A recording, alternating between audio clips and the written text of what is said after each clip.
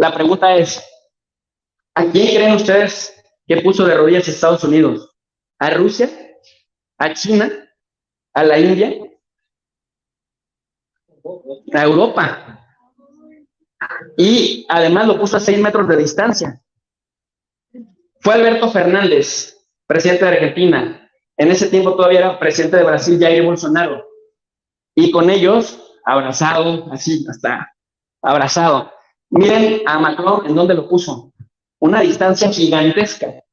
Acaba de ir el ministro de Defensa de China y lo pone aquí y él se pone acá enfrente, a 2 metros. Pero miren a Macron y miren a Olaf Scholz, el canciller de Alemania. Una distancia kilométrica. Y ahí les reiteró Vladimir Putin. Si Ucrania insiste en recuperar Crimea, si Ucrania se hace de armas con uranio empobrecido porque ustedes le están ayudando, nos vamos a ir a una guerra, Rusia contra toda Europa. Sabemos que la OTAN tiene más arsenal que nosotros, pero nosotros tenemos armas nucleares y disposición para usarlas. Nos iríamos a una guerra de la que no habrá ganadores. Y Macron y Olaf Scholz se comprometieron a que no iba a pasar eso. ¿Pero qué creen? Está pasando. Y es ir y venir, un golpe y otro. Entonces, consecuencias. Desvinculación europea de los energéticos de Rusia. Ya les platiqué cómo está el asunto. Estados Unidos bien contento, hizo su negocio redondo, porque ahora Europa sí o sí le va a tener que comprar en lo que hacen su transición verde. Crisis energética europea.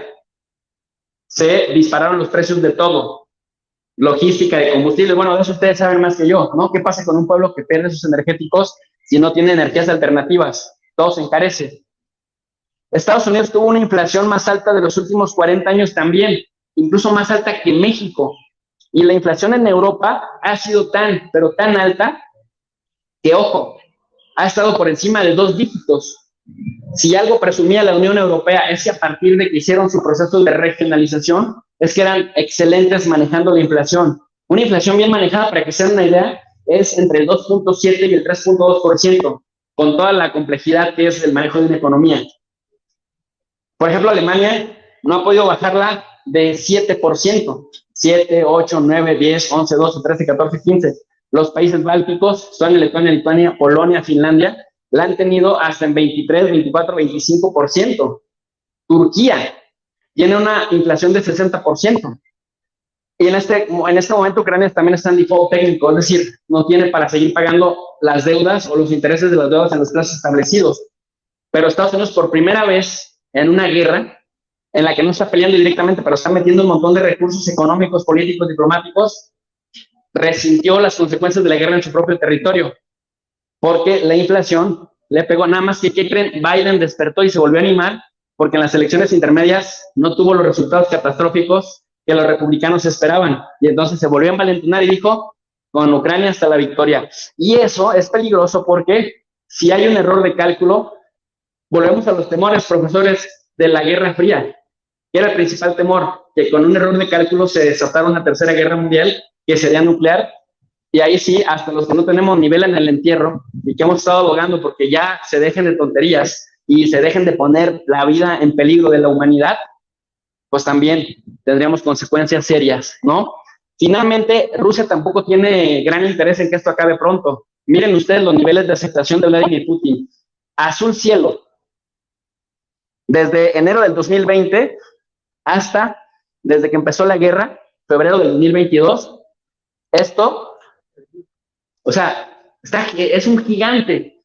Ningún presidente occidental, excepto López Obrador y Nayib Bukele en El Salvador, no, lo digo con encuesta en mano, chéquense The Morning Consult, medido, se pueden dar el lujo de presumir la popularidad de arriba del 60%, pero miren dónde la tiene Vladimir Putin. Este es el 75%.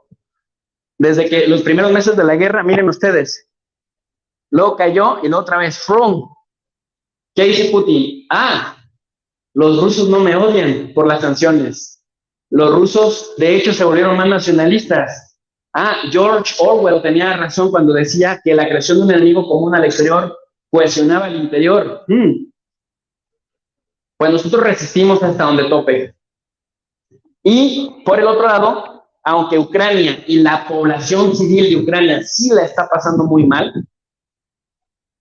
este señor, que empezó siendo un comediante, que hacía shows semidesnudos, con una guitarrita se cubría los genitales, y que ganaba eventos como Tengo Talento, Mucho Talento y estas cosas, pasó de ser un desconocido, un actor local, conocido únicamente en Ucrania, a ser una estrella mundial.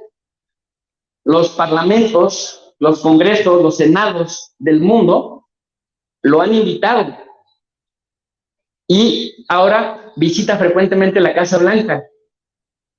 Desapareció 14 partidos políticos en Ucrania porque dice que son prorrusos.